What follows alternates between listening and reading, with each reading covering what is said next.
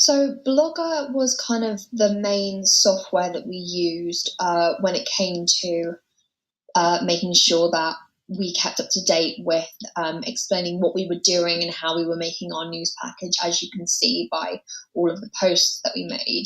It's a really, really easy way of making sure that everything is documented and that we know what we've done and what we still have left to do. And as well, because we had used Blogger last year to document the process of our thriller opening sequence, we kind of knew how to use the software in ways that benefited us. So obviously, like here, we know how to embed videos rather than just post a link, as well as put pictures up. Later on, earlier on, we used to do prezzies on specific. So like here, Rasheen did a prezzy, which she was able to embed rather than just put a link, which kind of, it just helps to make our work appear more sophisticated and kind of put together, which really helps because it kind of keeps our brand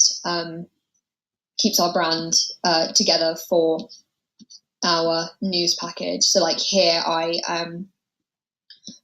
put in an EMAZE that I was able to embed in the in Blogger, which just makes it easier for people who are looking through, giving us feedback, telling us what could be improved, asking how our process went down. It just makes it a little bit easier for them to be able to look through and see what we did, where we went wrong, how we improved it.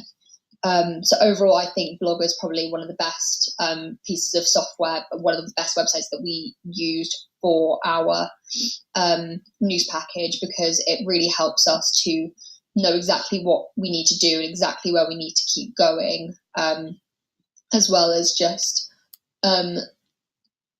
showing us what each other's doing so that we don't repeat anything. So yeah.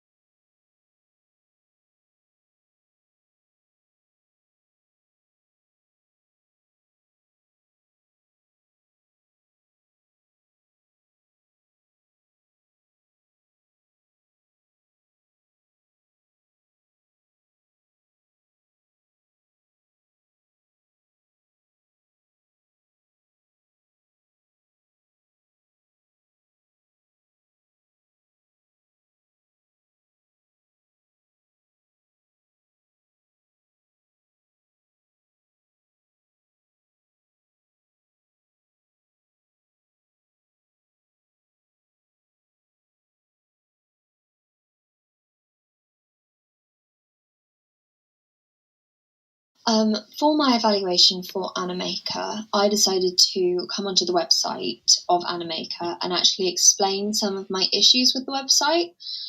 Usually with other pieces of software that we have used to make our news package or our opening sequence or our website or even our thriller opening sequence in the last year, I haven't really had as much of an issue with the software as I did with Animaker, just because I found it very, very difficult to use.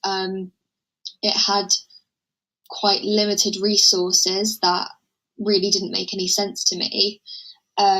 So yeah, but obviously now that our news package is finished, I can reflect back on it and kind of explain what I did like and what I didn't like about it. So obviously I quite like the fact that it starts with a very simple setup, that you've got all of the characters, properties, backgrounds, everything that you would need on this hand side. You can change it from 2D to infographics, whiteboard, handcraft. I quite like that. The fact that you have a preview. However, and the fact that you can change the length of your scenes. However, one of the issues that I had with this was that the maximum that it will have is 15 seconds, which means that clearly if you want a graphic that will last for longer than 15 seconds, you have to make an entirely new scene or an entirely new project altogether, which kind of didn't really work well with me. One of the issues that I also had was if I put in a background